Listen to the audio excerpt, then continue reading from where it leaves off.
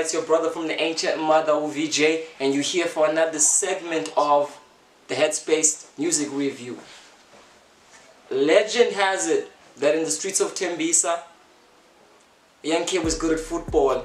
Shite is so well they ended up calling him Touchline. Fast forward to the present day, we know him as one of the most formidable lyricists. I would even go as far as saying top 5 South African lyricists. And after this project, he might just be number 1. But what am I talking about? I'm talking about the boy Touchline's latest, I think 3rd project, soon 2, in brackets another year. So, a better year, excuse me. The title beckons a sense of hope.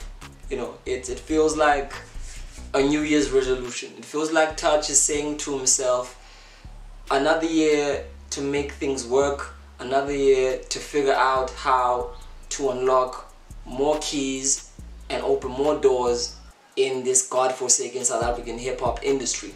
Now I want to start by outlining Touchline's speciality and what makes it so tricky to maneuver.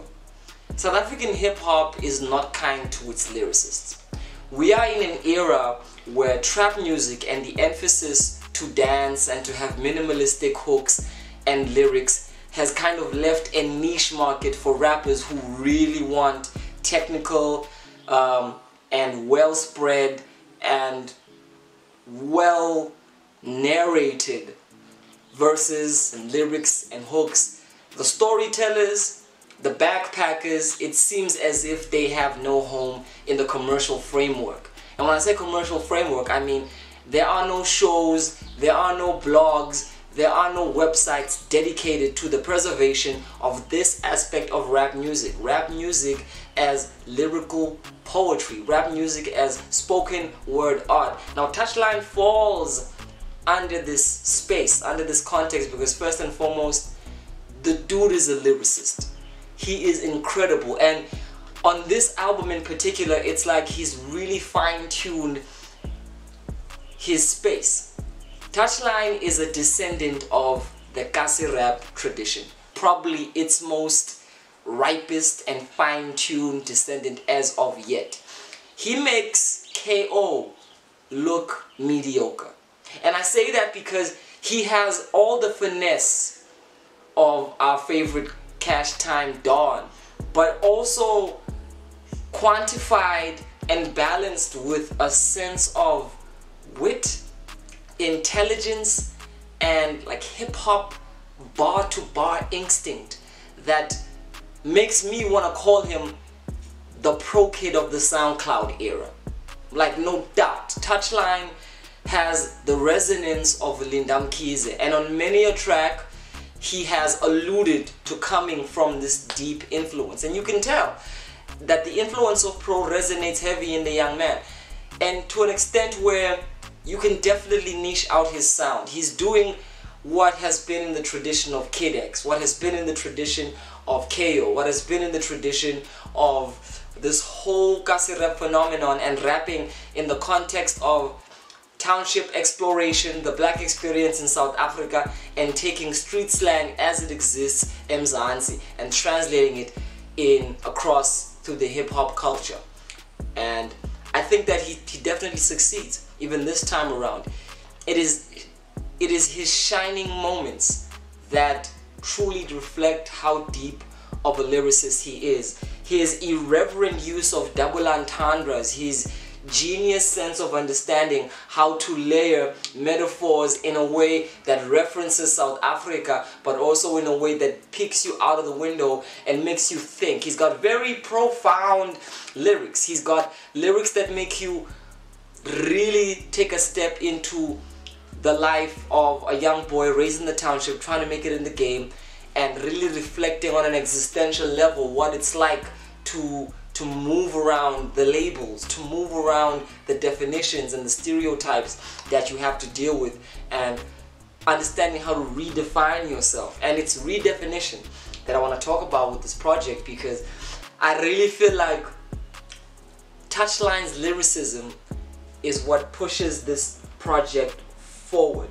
and the sound is what pushes it back. It feels like there's a counterproductive clash between Touch's forward-thinking genius lyricism and what feels like a very monotonous, tried and tested approach to beats. Even in the songs where you can see him reaching for the most commercial sounds, songs like Akpeli, 6, where he's going, even the song S.O.O.N, where he goes for a very piano-esque kind of sound.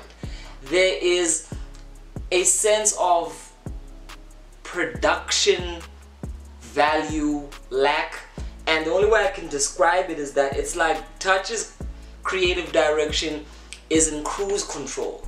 And I mean in the actual auto vehicle sense. This is somebody who's truly steadily moving and in control of his skill, but the beats keep him chained to a place that is very monotonous, that he doesn't quite deliver a punch. He doesn't quite speed into new avenues. And I think the secret to hit making, the secret to really good songwriting, is that delicate balance of using formula and imbibing it with a sense of novelty, having a new outlook at a tried and tested pattern. And I think the problem with this project is that all of the beats just feel very generic. The production is marked and failed by a sense of progressiveness that for me just brings it down to a level where you appreciate the lyricism, because like I said, Touch is a lyrical genius. There's just no other way of summing it up. He is definitely one of this country's most valuable writers and most valuable lyricists when it comes to the art of rap music. And if I were to sum up what I think about this project, it feels like a brilliant artist, a brilliant virtuoso using second-hand tools to paint a masterpiece. And unfortunately, because those brushes have been used a little bit too much, he can't get every stroke perfect, and it ends up compromising the value of the piece in general. You feel like there were some missed moments, and you can't help but feel like there's just something that doesn't make it absolutely great.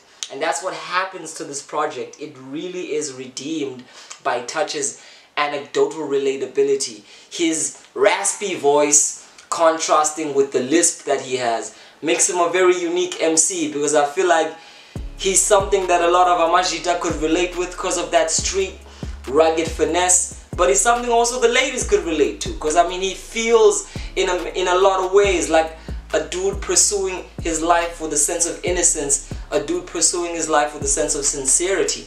And his narratives and stories, from being in love, from wanting to hustle, from being a son to parents, really gives us a clear indication of who this dude is and what his heart is all about. Kind of reminds me of J. Cole in that sense of open-hearted, brutal honesty and minimalist kind of delivery, and giving you an intimate reflection of his life. And in that sense, I often wonder, why isn't Touch South Africa's J. Cole? And I can't help but think the production is putting him in a place where he hasn't yet found beats that match his genius level of lyricism. He hasn't found a unique sound, he hasn't found a unique song, he hasn't found an instrumental that really filters in what he is all about in a way that doesn't feel too tried and tested, in a way that still feels a little bit exciting and can leap you forward into some hope about this man's career. So ultimately, I gotta give this one an 8, purely because the things that Touch says here, the way he executes his verses, the songs themselves are structured so well that this is a project where you can't help but feel he did the most with very little. And I respect that, because he still managed to deliver a project which feels above average, but as a listener, as a fan, as someone tuning into what this dude is all about, you definitely feel like he could do way better. This is not yet the album that gets him on the charts consistently, This is not the one that gets his name ringing. Maybe soon to alludes to the coming closer of Touch's, I don't know, prowess into industry recognition. And whether or not he even needs that is another discussion for itself. But I just want to say, salute to Touch for giving us super hot lyricism, and let's get him production that really brings out the GOAT in him. This is VJ, spin another review, 8.